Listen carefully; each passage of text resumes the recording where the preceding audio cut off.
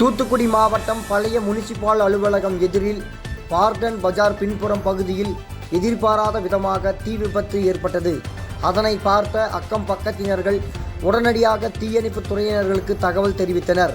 தகவல் அறிந்து விரைந்து வந்த தீயணைப்பு துறையினர்கள் பெரும் சேதம் ஏற்படாமல் தீயினை கட்டுக்கொண்டு வந்தனர். தினமணி செய்திகளுக்காக தூத்துக்குடி மாவட்டம் செய்தியாளர் பிரேம்குமார்.